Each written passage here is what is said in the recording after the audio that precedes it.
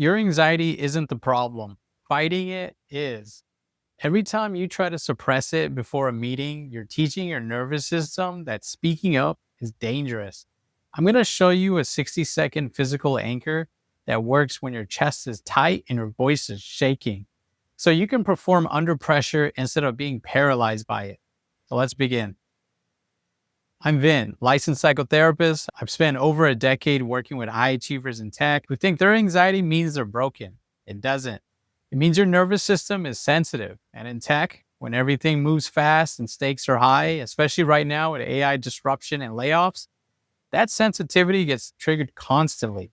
Today, I'm going to show you how to work with it instead of fighting with it. Here's how it looks like. You're about to give a presentation, lead a stand-up, demo your work on a video call, and your body does this. Heart races, palms sweat, chest tightens, your voice gets shaky, and your brain interprets that as, see, I'm not cut out for this. Something's wrong with me. And here's some examples. You're an engineer about to do a code review, totally normal situation. No actual danger, but your hands are sweaty like you're diffusing a bomb. You're a product manager presenting a roadmap to leadership over Zoom. You've done this before. You know your stuff, but your chest is so tight, you can barely breathe. You're a founder in a pitch meeting, investor asks a question, your mouth goes dry, your mind blanks, and you say, why can't I handle this? Or here's my favorite. You're a marketer presenting campaign results. Alice from finance asks for Q3 metrics, and your body responds like a grizzly bear just walked into the room. Really, Alice? My nervous system thinks you're a bear. Or maybe you're watching your company announce another round of layoffs. AI is replacing roles you used to do. And you're thinking, am I next? Your chest tightens every time you open Slack. Every meeting invite feels like a potential firing squad. That's anxiety, and it's not because you're broken. Here's what's actually happening. You have an ancient alarm system that never got the software update. 2 million years ago, making a mistake could get you killed. Trying something new without perfect information could get you eaten. Your ancestors who moved fast and broke things, they got broken. The ones who survived were the ones who planned, who prepared, who waited for certainty before acting. You've descended from some of the most risk-averse humans who ever lived. Caution is in your DNA. But here's the challenge. That same brain that kept your ancestors alive in a world of predators keeps you stuck in a world of spreadsheets. Because in the modern world, the biggest risk often isn't moving too fast. It's not moving at all. Your brain doesn't know that. It still treats uncertainty like danger. It still treats Zoom call like a life or death situation. So when you're about to speak in a meeting, your body prepares for battle. Adrenaline floods your system, your heart rate spikes, blood flows to your muscles. All of that is perfect if you're running from a predator. Not so helpful when you're trying to articulate a product roadmap. That's not a character flaw, that's evolution. And here's what makes this worse. You see, Berkeley researchers studied what happens to your nervous system when you're chronically stressed. They found that sleep deprivation alone increases anxiety reactivity by up to 30%. Your amygdala, the alarm center in your brain, becomes hyperactive. Your anxiety isn't happening in a vacuum. If your lifestyle is keeping your nervous system in a constant state of activation, your body will treat normal situations like emergencies. That's not dysfunction. That's your body doing exactly what it was designed to do. And that's exactly what was happening to a client I'm going to tell you about.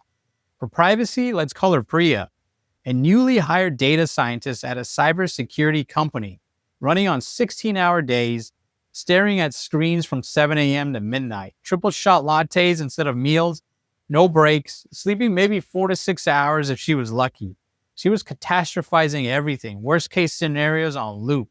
She kept thinking during a model review with the security team, her threat detection algorithm would fail. And a real breach, her model would miss it and the company would get hacked. False positives, she'd overwhelm the security operations center team and they'd stop trusting her data. She told me, Vin, I want the anxiety to stop. I want peace. And here's the thing. She didn't have evidence that any of those worst case scenarios were true, but she internalized her own fears as a character defect. Priya thought she had to fit into hustle culture, thought that 16-hour days proved she was serious, thought sacrificing sleep was what you do when you're new and trying to prove yourself. But all of that wasn't helping her anxiety, it was creating it. The screens, the caffeine, the lack of breaks, the sleep deprivation, every single one of those was ramping up her nervous system, making her body think it was under constant threat. But she saw her exhaustion as personal failure. She kept thinking, everyone else can handle this. Why can't I? And that's when I had to stop her because I needed her to understand that the opposite was true. Her anxiety wasn't a weakness. It was her nervous system waving a giant red flag, basically screaming, hey, genius, slow down before you crash. Her anxiety wasn't a character flaw. It was the receipt for her burnout. Let me give you a new way to think about this. Your anxiety is like a guard dog. Let's call him Buddy. And Buddy's job is to keep you alive. He's been doing this for 2 million years. He's really good at it. At first, Buddy is great. He barks at actual threats. Someone breaks into your house, Buddy barks. Perfect.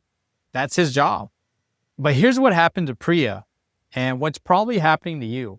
Buddy started barking at everything because you've been sending him signals that everything is dangerous. The 16-hour days, Buddy thinks you're running from a predator. The triple shot lattes, Buddy thinks you need to stay alert for threats. The sleep deprivation, Buddy thinks you can't rest because it's not safe out there. The constant screen time, Buddy thinks you're monitoring for danger. So now the mailman shows up. A falling leaf. Silence. Buddy isn't evil. He's just confused and overprotective. You've accidentally trained him to think everything is a crisis.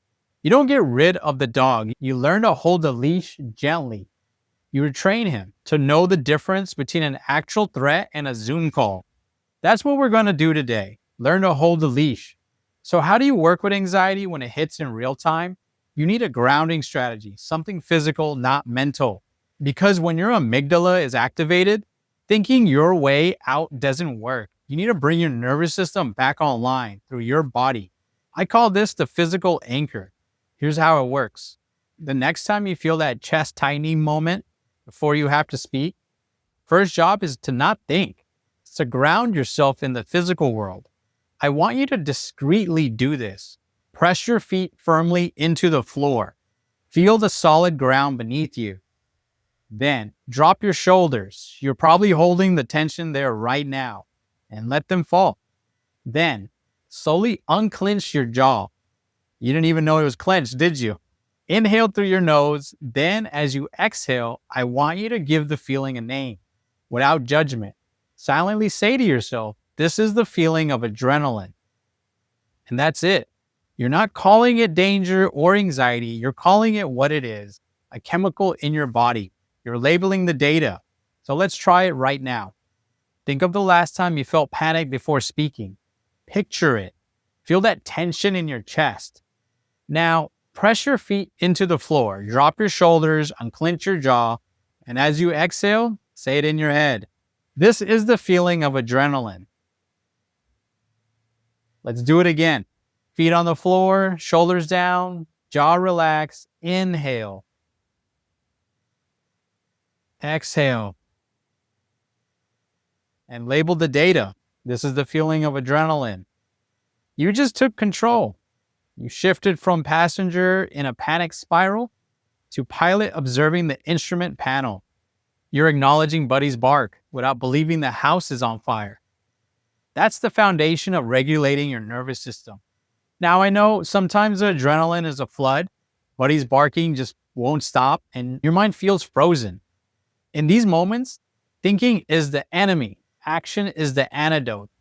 If your internal anchor isn't enough, you need to add one small physical action to break the freeze response. This is not about saying something brilliant. So you do your feet on floor anchor, you label the adrenaline, and then you execute one micro action. Your goal is the smallest possible physical act that moves you forward. If you're an engineer before stand-up, pick up your coffee mug. If you're a product manager before a presentation, straighten the papers in front of you or adjust your window on screen. If you're a founder before a pitch, adjust your chair position. If you're a designer before a review, open your notebook deliberately. And if you're a marketer before a meeting, click your pen once or twice. Honestly, the specific action does not matter. The act of willful physical movement is the win here. You're proving to your nervous system through direct evidence that you have not lost control. You're demonstrating that you can feel a massive surge of adrenaline and still command your body to perform a deliberate action. This is how you train, buddy, not by yelling at him to be quiet, but by calmingly showing him through your actions that you're the one in charge. But what if Buddy won't stop barking? What if the anxiety is still screaming even after the anchor? And here's the move for that. Accept that it's there and move forward anyway. Not, I need to calm down first, and instead say, I feel anxious, but I can still do this. This is the acceptance move. You're not fighting the anxiety. You're not waiting for it to disappear. You're functioning alongside it. And so here's a story. A junior backend engineer I worked with used this before proposing a database migration strategy to the team. It was his first time leading something this big, and the migration would touch every service. High stakes situation here. He felt terrified and he did it anyway. His voice was shaky for the first 2 minutes, then it settled. Afterwards, his tech lead told him the proposal was well thought out and they'd move forward with his approach. The anxiety didn't stop him. He just stopped waiting for it to disappear before taking action. And that's the shift. Anxiety doesn't have to be absent for you to be effective. You can feel one way internally and still perform externally. Those are two separate systems, and this applies whether you're presenting in person or on a video call. Anxiety amplifies on camera. You see your own face in that little box. You're hyper aware of every micro expression. The same tool applies here. Feet on the floor, label the adrenaline, take one micro action, and try the acceptance move. Maybe it's unmuting deliberately instead of frantically. Maybe it's taking a breath before you speak. The principle is the same. Physical action proves to your nervous system that you're in control. And here's the big shift. Anxiety feels like proof that you're not ready, that something is wrong with you, that if you were truly capable, you wouldn't feel it. But it's backwards. Your anxiety is proof that your body cares about keeping you alive, even if it's a bit overprotective. The new truth is this. Anxiety isn't a failure, it's fuel. When you learn to guide it instead of fighting it, nerves become presence. Confidence doesn't come from getting rid of your anxiety. It comes from walking into the room with Buddy on a leash instead of letting him drag you through the bushes. You're not trying to silence Buddy. You're just holding the leash. And the more you practice holding, the calmer Buddy gets because he learns that you've got this, that not every situation requires a full-blown alarm. Over time, the sensitivity that felt like a curse becomes an asset because you're aware, you're attuned. You just know how to regulate instead of being hijacked. And if this framework helped you see your anxiety as data instead of defect, I want to hear from you about it. Drop a comment below and tell me, when does anxiety hit hardest for you? For presentations, during demos, when you're about to speak up in meetings? And which part of the physical anchor are you going to practice first? The grounding technique or the micro action? Someone watching this right now thinks their anxiety means they're broken. Your comment might be the one that helps them see it differently. And want the complete grounding guide on this? I've created the physical anchor cheat sheet with the exact technique, troubleshooting for different scenarios, and the acceptance moves for when Buddy won't stop barking. The link for this is in the description below. Enter your details and I'll send it to you right away. Thanks for implementing and helping others do the same. Now, here's what to do before your next high-stakes moment. Action 1, right now, set a reminder 10 minutes before your next presentation, stand up or pitch, and title that Physical Anchor Practice. When it goes off, practice the technique once when you're calm, feet on floor, shoulders down, jaw relaxed, inhale through your nose, exhale and say, this is the feeling of adrenaline. This creates muscle memory so when the anxiety spikes, you have a path to follow. Action 2, identify your micro action right now. What small physical move will you do when anxiety spikes? Write it down in your phone notes. Mine is to straighten my papers. What's yours?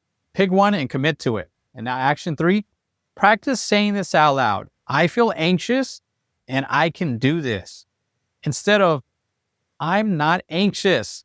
Not, I need to calm down first. Instead, I feel anxious and I'm moving forward. Say it out loud. I feel anxious and I can do this. And that's the acceptance plus action. This is part 2 of 3. In part 3, we're tackling the final mindset sabotage, the silent spiral. It's that voice that says, if I speak up, I'll embarrass myself, so I should stay quiet. I'm going to show you that silence feels safe short term, but long term, it's career death. And I'll give you a ritual for building visibility that takes just 30 seconds. Link to part 3 is in the description. Thanks for watching. See you in the next one.